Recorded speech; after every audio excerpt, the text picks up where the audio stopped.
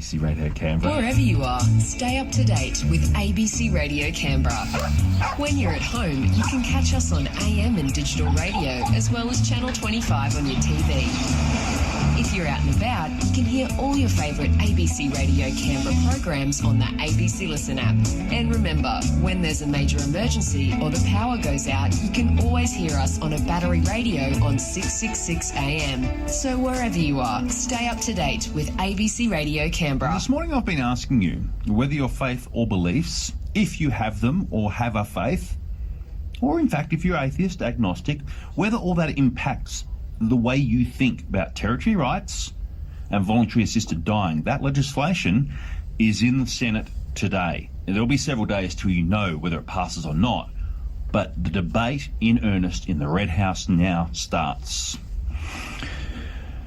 In my opinion, says this listener unsigned, voluntary assisted dying would give those suffering at the end of their lives an option of relief. If there is a God, and they are pure love, they would have a compassion and understanding for those wishing to end often years of pain and suffering. I support Canberrans having this choice.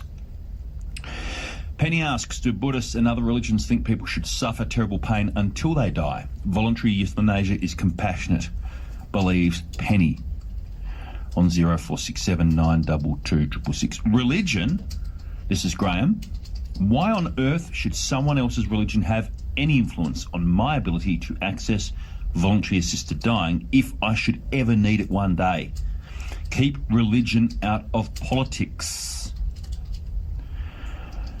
Earlier I received a text that said this: I'm an atheist and it's essential that the territories have right to end of life legislation. But in the ACT, all palliative care is provided by Catholic-based services who are against euthanasia. Palliative Care Australia has previously said, quote, a decision about whether or not to legalise voluntary assisted dying is one for governments.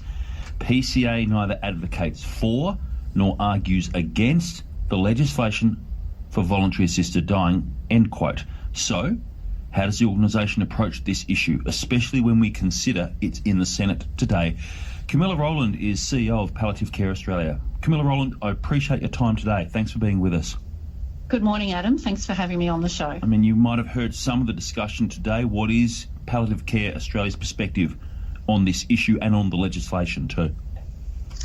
So it's a very interesting situation in Australia that every state has a different way of considering voluntary assisting dying, and every state and territory. What the position you have just read out is still our position. The issue for us is how it's operationalised, and I think that is going to be the next step that every state that has already passed it through legislation is facing. So I'll come to a couple of points. We neither advocate for nor against, because we do believe it's about individual choice. And people shouldn't confuse palliative care with voluntary assisted dying. They are two different clinical medical processes. You may find that some palliative care service staff will register, particularly doctors may register to deliver it, but you may find that it's actually doctors from other health specialties such as critical care or accident and emergency.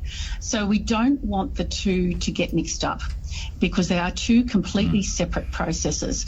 The other thing that's really important to remember is that what we also say is that people should be able to receive palliative care up until they choose to actually undertake the VAD process. So it's not about that decision. So we're saying they're not mutually exclusive. You should be able to access palliative care right up until that point where VAD is administered. And that is probably one of the most problematic issues for some services that may be part of a religious service. I will also say that not all palliative care is delivered by religious services in the ACT. No, I wanted to ask you about that point that texter claimed earlier, actually. Yeah, so for example, Canberra Health Service has a specialist palliative care service, and some of that's delivered in home, some of it's delivered at Canberra Hospital. So it's not all delivered palliative care is not all delivered by religious services across Australia, nor the ACT. You mentioned a minute ago that every state and territory has, a process, a different method as such to consider and deliver voluntary assisted dying services. But do the Northern Territory and ACT have that at all? Because, as I can see, they're currently prevented from even considering the legislation. So, yes, it's a bit like the tail wagging the dog. So it's generally the legislation goes through first, and then there are working groups or committees set up to talk about how it's operationalised. So even if, say, the legislation came in and was passed, in the next few weeks, there would be a process where they would say, OK, we actually can't put this into place for another 6 months or year or 2 years. Some states have chosen, a year and a half in terms of when it would actually start being operationalised, because they realise there's actually quite a lot of work to be done to roll it out. And that's about, who can register to deliver it. What does delivery actually look like? What are the decision-making processes that individuals need to undertake to actually select voluntary assisted dying? What are their rights? What happens if someone, chooses to have voluntary assisted dying, but they lose the capacity to make that decision? All those sorts of ethical issues have to be worked through. I know that your statement says that Palliative Care Australia neither advocates for nor argues against the legislation of voluntary assisted dying, but do you have a position on whether states or territories in particular should have the right to self-governance so that such a question can or can't be resolved by the local parliament they have? So the way the legislation and the way the Constitution in Australia works, it is up to that individual state or territory to make a decision about their own legislation and how it's operationalised. So that's why you'll see that variation in Australia. It is not a federal government mandated issue. Yeah, although in effect it is in the ACT and Northern Territory, right? Because the federal parliament can, in fact the government of the day as it stands, can whatever the ACT and Northern Territory try to legislate on this. That is true. That is true. However, they're unlikely to do that, and this is obviously not a position statement. It's just observing where the different states are in Australia.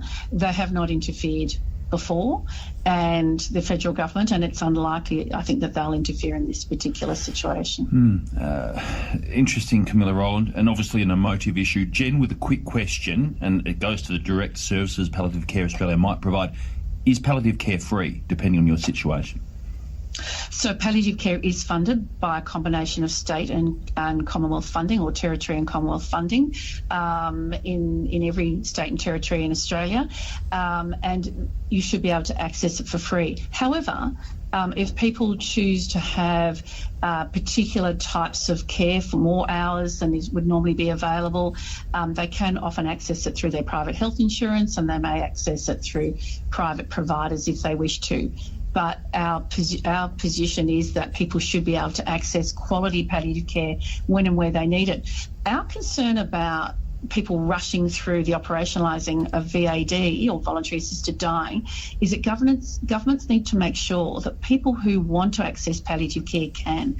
We don't want people to choose voluntary assisted dying if they haven't been able to access good quality symptom control and pain management. And they need to ensure, these governments need to ensure that people can access it when they need it. And if they still choose to have voluntary assisted dying, then that is up to them. However, we don't want people choosing voluntary assisted dying because they haven't been able to access palliative care. I appreciate your input today, Camilla Rowland. Thank you for putting your hand up to speak about it through the course of today's discussion. Thanks, Adam. Camilla Rowland, CEO of Palliative Care Australia. 19 to 10. Great to be with you. Great to get